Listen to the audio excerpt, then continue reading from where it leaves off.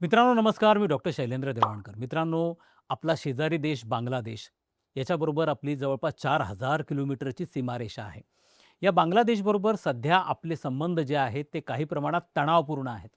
बांगलादेशमध्ये मागच्या वर्षी राजकीय उठाव झाला, सत्तांतर झालं आणि तिथं 15 वर्ष ज्या सत्तेमध्ये होत्या त्या शेख हसीना यांना भारतामध्ये पळून यावं लागलं. सध्या त्या भारतामध्ये आहेत.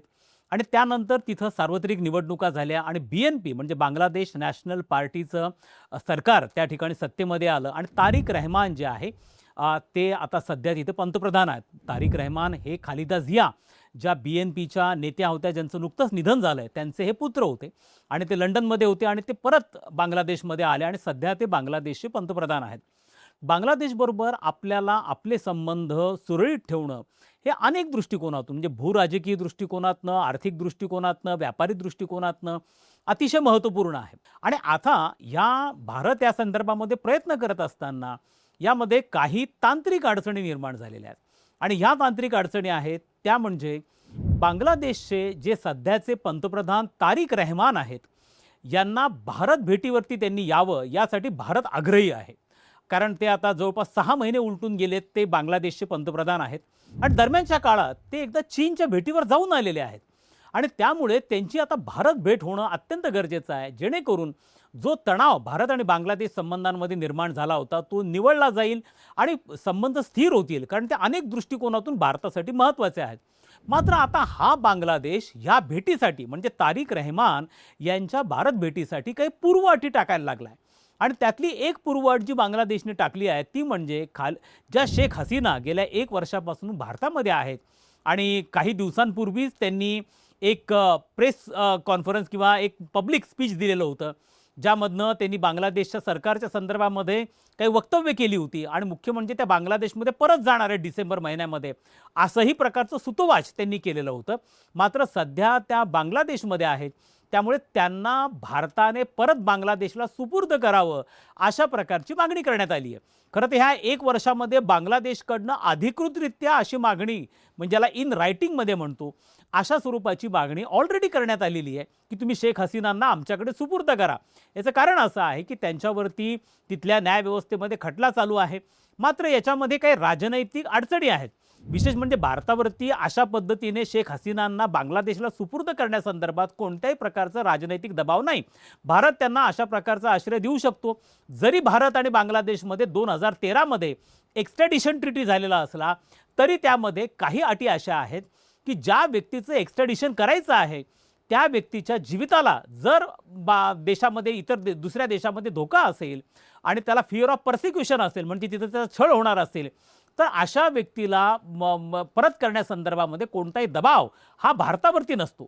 त्यामुळे भारत त्या दृष्टिकोनातनं शेख हसीनांचं एक्स्ट्रॅडिशन जे आहे ते नाकारू शकतो. मात्र आता बांगलादेश अडून बसला आहे आणि आता परिस्थिती अशी दिसून येते आहे की तारिक रहमान यांच्या भारत भेटीसाठी जोपर्यंत शेख हसीना यांना भारत परत पाठवत नाही तोपर्यंत तारिक रहमान भारताला भेट देणार नाहीत अशा प्रकारची पूर्वअट ही आता बांगलादेशकडनं टाकण्यात आलेली आहे. तारिक रहमान यांनी भारताला भेट द्यावी यासाठी भारत आणि बांगलादेश यांच्या राजनैतिक जे नेतृत्व आहे किंवा टीम्स आहेत ज्यांच्यामध्ये चर्चा गेल्या काही दिवसांपासून चालू आहे आणि भारतामध्ये तारिक रहमान यांनी यावं हे आपल्या दृष्टिकोनातून महत्त्वाचं आहे. जसं मी यापूर्वी तुम्हाला सांगितलं की भारत आणि बांगलादेश यांच्यामध्ये सगळ्यात मोठी सीमारेषा भारताचे जे शेजारी देश आहेत त्यापैकी सगळ्यात मोठी भारताची सीमारेषा ही बांगलादेशबरोबर आहे. चीनबरोबर आपली 3848 किलोमीटरची LAC आहे. पाकिस्तानबरोबरची आपल्याकडे आहे. म्यानमारबरोबर आपली सीमारेषा आहे. परंतु बांगलादेशबरोबर आपली 4000 किलोमीटरची सीमारेषा आहे. सगळ्यात महत्त्वाचं म्हणजे आपली जी उत्तर पूर्वमधली राज्य आहेत त्यांच्यामधली शांतता, स्थैर्य हे प्रामुख्याने बांगलादेशबरोबर आपले संबंध कशा पद्धतीने आहेत यावरती विसंबून आहेत. या पूर्वीच्या काळामध्ये उत्तर पूर्व राज्यांमधले ज्या फुटीरतावादी चळवळी होत्या त्यांचे जे नेते होते त्यांना बांगलादेशमध्ये राजाश्रय दिला जायचा आणि ते तिथनं आपल्या कारवाया करायचे. त्यामुळे बांगलादेशची भूमी ही भारत विरोधी वापरली जाऊ नये हा भारताचा मेन कन्सर्न होता. आणि गेल्या 15 वर्षांमध्ये ज्या वेळेला शेख हसीना या बांगलादेशच्या पंतप्रधान होत्या, त्यावेळेला त्यांनी याची जाणीवपूर्वक काळजी घेतली होती. त्यामुळे शेख हसीनांच्या काळामध्ये भारत आणि बांगलादेश यांचे संबंध मोठ्या प्रमाणावर सुधारलेले होते. एवढंच नाही तर लँड स्वॅपिंगचा एक अत्यंत महत्त्वपूर्ण ॲग्रीमेंट 2016 मध्ये भारत आणि बांगलादेशमध्ये झाला होता. आता तिस्ता रिव्हर जी आहे त्याचा पाणी वाटपाचा जो करार जो प्रलंबित आहे तो जरी पूर्ण करायचा असेल तरी देखील भारत आणि बांगलादेश यांच्यामधले संबंध सुरळीत होणं ही त्यासाठी गरजेचं आहे आणि त्यासाठी भारत प्रयत्न करतो आहे. हे आपल्याला लक्षात ठेवणं गरजेचं आहे की याच्यामध्ये चायना फॅक्टर हा अतिशय महत्त्वाचा आहे.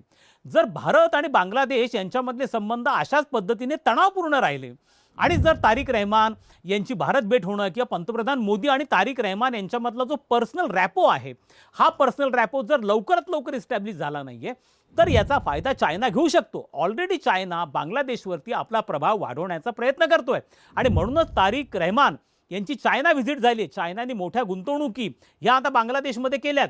जसा एक प्रकल्प ज्याला चायना पाकिस्तान इकॉनॉमिक कॉरिडॉर असं म्हणतात जो त्यांनी पाकिस्तानमध्ये चायनाने सुरू केला आहे त्यासाठी $50 अब्ज इन्व्हेस्टमेंट केल्या आहे. सिमिलर प्रकल्प त्यांनी नेपाळ आणि बांगलादेशच्या बाबतीमध्ये देखील चायना करण्याचा प्रयत्न करतोय. सगळ्यात महत्त्वाचं म्हणजे आज बांगलादेशच्या अखत्यारीमधले अशा अनेक बेटं आहेत की ज्याच्यावरती चीनचा डोळा आहे आणि उदाहरण द्यायचं झालं तर कोको आयलंड सारखं आहे.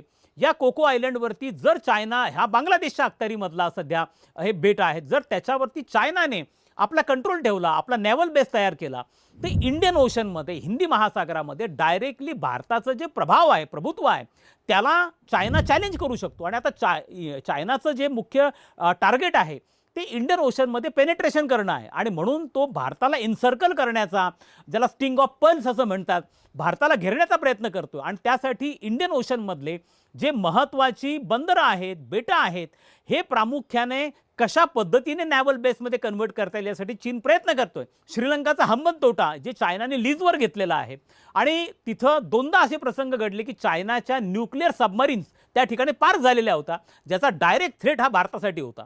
आता जर आपण बांगलादेशचा विचार केला तर बांगलादेशचं मोठं सामरिक महत्त्व हे भारतासाठी आहे. विशेष करून आपली जी लुक ईस्ट पॉलिसी आहे जी 1992ला PV नरसिंहराव यांच्या काळामध्ये सुरू झाली जिचं आता नामकरण ॲक्ट ईस्ट पॉलिसीमध्ये झालेलं आहे. विशेष म्हणजे जे दक्षिण पूर्व आशियाई देश आहेत ज्यांना आसियान टायगर्स असं म्हटलं जातं आसियान नावाची त्यांची संघटना आहे यांच्याबरोबर जर आपल्याला संबंध घनिष्ठ करायचे असतील तर आपल्याला बांगलादेश आपल्यासाठी फ्लडगेट आहे आणि त्याच्या माध्यमातून ते रिलेशन इस्टॅब्लिश करावे लागतात आणि त्यामुळे बांगलादेश हा आपल्यासाठी स्ट्रॅटेजिकली फार इम्पॉर्टंट आहे. आणि म्हणून भारताचा सातत्याने प्रयत्न असा राहिलेला आहे की बांगलादेशबरोबर आपले संबंध कशा पद्धतीने सुरळीत ठेवता येतील जे 15 दिवस शेख हसीनांच्या काळात झालं. मात्र गेल्या 6-7 महिन्यांमध्ये तिथं BNP गव्हर्नमेंट आल्यानंतर त्या ठिकाणी धार्मिक मूलतत्ववादाचा प्रभाव हा वाढायला लागलेला आहे आणि त्यामुळे कुठेतरी BNP गव्हर्नमेंटचा स्टँड हा अँटी इंडिया अशा प्रकारे झालेला आहे. आणि त्याला एक कारण शेख हसीना आहेत. शेख हसीना गेल्या 1 वर्षभरापासून भारतामध्ये आहेत आणि त्यामुळे दोन्ही देशांच्या संबंधांमध्ये एक पद्धतीचा बॉटलनेक किंवा तणाव हा निर्माण झालेला आहे. आणि त्या दृष्टिकोनातून भारताला असं वाटतं की तारिक रहमान यांनी लवकरात लवकर भारत भेटीवरती यावं जेणेकरून पंतप्रधान मोदी आणि तारिक रहमान यांच्यामधला पर्सनल रॅपो इस्टॅब्लिश होईल संबंध पूर्वपदावरती येतील. कारण आता भारताला हे मनामध्ये ठेवावं लागणार आहे आपल्या स्ट्रॅटेजीमध्ये ठेवावं लागणार आहे की BNP गव्हर्नमेंट तिथं पुढचे 4 वर्ष राहणार आहे. तारिक रहमान हे तिथले पंतप्रधान राहणार आहेत. त्यामुळे आपल्याला त्यांच्याबरोबर जुळवून हे घ्यावंच लागणार आहे कारण ते स्ट्रॅटेजिकली इम्पॉर्टंट आहे. नसता बांगलादेश हा पूर्णपणे चायनाच्या कवेमध्ये जाऊ शकतो चायनाच्या प्रभावाखाली जाऊ शकतो आणि ती स्ट्रॅटेजिकली भारताला धोक्याचं ठरणार आहे. कारण आपली जी पश्चिमेकडची सीमारेषा आहे ज्याला आपण LOC म्हणतो पाकिस्तान त्याकडनं आपल्याला धोका आहेच आहेत. ऑलरेडी आपण मागच्या वर्षी ऑपरेशन सिंदूर हे आपलं पाकिस्तानबरोबर झालं तिथं क्रॉस बॉर्डर टेररिझमचा प्रकार आहे. पण आपली ईस्टर्न जी सीमारेषा होती ही तुलनात्मकदृष्ट्या गेल्या 15 वर्षापासून शांत होती. परंतु जर त्या ठिकाणी चायनाचा प्रभाव वाढला तर आपली ईस्टर्न सीमारेषा देखील तणावपूर्ण बनू शकते आणि त्याचा भारतावरती दबाव येऊ शकतो. त्यामुळे एकाच वेळेला पश्चिमेकडची सीमारेषा आणि पूर्वेकडची सीमारेषा एकाच वेळेला तणावपूर्ण बनणं हे भारतासाठी धोकादायक ठरू शकतं. आणि त्यामुळे बांगलादेशच्या सरकारबरोबर सध्या तारिक रहमानचं जे BNPचं गव्हर्नमेंट आहे त्याबरोबर संबंध सुरळीत करणं भारताची प्राथमिकता आहे. मात्र आता बांगलादेश ज्या पद्धतीच्या पूर्वअटी टाकायला लागला आहे त्या पूर्वअटी भारत मान्य करेल असं अजिबात नाहीये. किंबहुना तारिक रहमान भारतात यावं ही आपली इच्छा आहे. बांगलादेशबरोबर संबंध पूर्वपदावर व्हावे ही पण आपली इच्छा आहे. मात्र जर बांगलादेशसारखा एक छोटा देश भारतासारख्या एका खंडप्राय देशाला टर्म्स डिक्टेट करत असेल तर मात्र त्या अमान्य होण्यासारख्या आहेत. मात्र आता सध्या तरी असं दिसून येतं आहे की तारिक रहमान यांची भारत भेट अडलेली आहे. ती अडलेली आहे शेख हसीना यांच्या जो प्रत्यार्पण म्हणा किंवा त्यांना एक्स्ट्रॅडिशन जे करायचं त्याच्यावरनं अडलेली आहे. खुद्द शेख हसीनांनी असं घोषित केलेलं आहे की मी डिसेंबर महिन्यामध्ये परत जाणार आहेत. जर त्या डिसेंबर महिन्यामध्ये परत जाणार असेल तर कदाचित हा प्रश्न सुटेल. पण त्याच्यापूर्वी जर तारिक रहमान यांची भारत भेट घडवून आणायची असेल तर मात्र शेख हसीनांचा प्रत्यार्पणाचा प्रश्न हा कळीचा ठरणार आहे.